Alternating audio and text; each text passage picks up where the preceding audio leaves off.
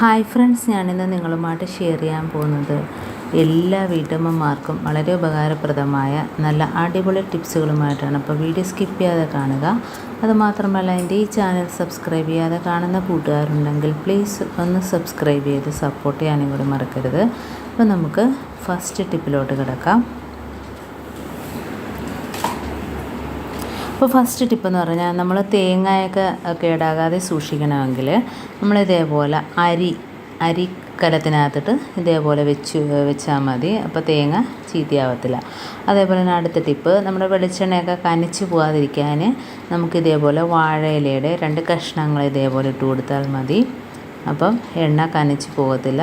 എണ്ണ എപ്പോഴും നല്ല ഫ്രഷ് ആയിട്ടിരിക്കും. എത്ര നാളായാലും ഒരു കുഴപ്പവും വരത്തില്ല. അപ്പോൾ ഇതേപോലെ ചെയ്യാത്തവർ ഒന്ന് ചെയ്ത് നോക്കുക. ഇനി നമുക്ക് അടുത്ത ടിപ്പിലോട്ട് പോവാം. അടുത്ത ടിപ്പെന്ന് പറഞ്ഞാൽ, നമ്മുടെ മതിലൊക്കെ എത്ര അഴുക്ക് പിടിച്ച മതിലാണെങ്കിലും നമുക്ക് ഈ രീതിയിൽ ക്ലീൻ ചെയ്തെടുക്കാം. അപ്പോൾ അതിനായിട്ട് ഞാൻ കുറച്ച് വെള്ളം ഒഴിച്ചിട്ടുണ്ട്. അപ്പോൾ എത്രമാത്രം അഴുക്കുണ്ടോ അതനുസരിച്ച് നിങ്ങൾക്ക് ഇതിൻ്റെ അളവൊക്കെ കൂട്ടുകയും കുറയ്ക്കുകയൊക്കെ ചെയ്യാം. അപ്പോൾ ഇതിനകത്തോട്ട് ഞാൻ ഇട്ട് കൊടുക്കുന്നത് ബേക്കിംഗ് പൗഡറാണ്. അത് 1 ടീസ്പൂണോളം ഇട്ട് കൊടുക്കുന്നുണ്ട്. ഇനി നമുക്ക് വേണ്ടത് സോപ്പ് പൊടിയാണ്. അത് 1 ടേബിൾ സ്പൂൺ അളവിൽ ഞാൻ സോപ്പ് പൊടി ഇട്ട് കൊടുക്കുന്നുണ്ട്. ഇനി നിങ്ങളുടെ കയ്യിൽ ഹാൻഡ് വാഷോ അതല്ല എങ്കിൽ നമ്മുടെ ഡിഷ് വാഷോ ഏതാണേലും മതി. അത് കുറച്ച് ഒഴിച്ച് കൊടുക്കാം.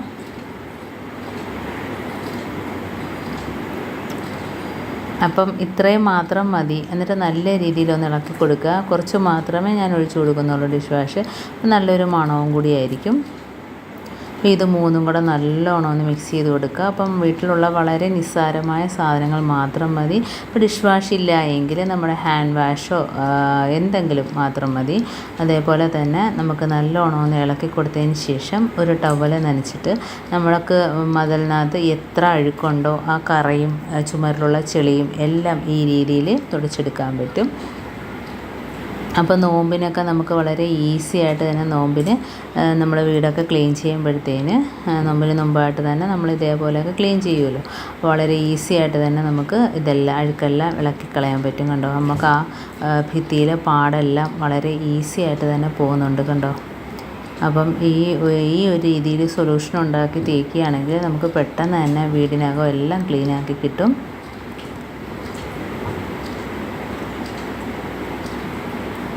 അപ്പോൾ അഴുക്കും അതെല്ലാം കറയെല്ലാം പോവും. അപ്പോൾ നമ്മൾ വെറുതെ പെയിൻ്റ് അടിച്ച് പൈസ കളയേണ്ട കാര്യമില്ല.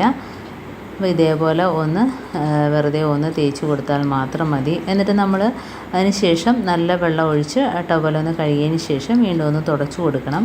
അപ്പോഴത്തേന് ഉണങ്ങുമ്പോഴാണ് അതിൻ്റെ നല്ല ഒരു റിസൾട്ട് കിട്ടുക. ഉണങ്ങുമ്പോൾ നല്ല രീതിയിൽ നമുക്ക് അവിടെ ആ ഭാഗം മൊത്തം, നമ്മൾ തേച്ച ഭാഗം മൊത്തം നല്ല രീതിയിൽ അഴുക്കും കറയും എല്ലാം പോയിട്ട്, അതേപോലെ തന്നെ കുട്ടികൾ പെൻസിലൊക്കെ വെച്ച് വരച്ചിട്ടുണ്ടെങ്കിൽ തന്നെയും ഈ ഒരു സൊല്യൂഷൻ ഉപയോഗിച്ച് തേക്കുമ്പം തന്നെ അതെല്ലാം പോയി കിട്ടും.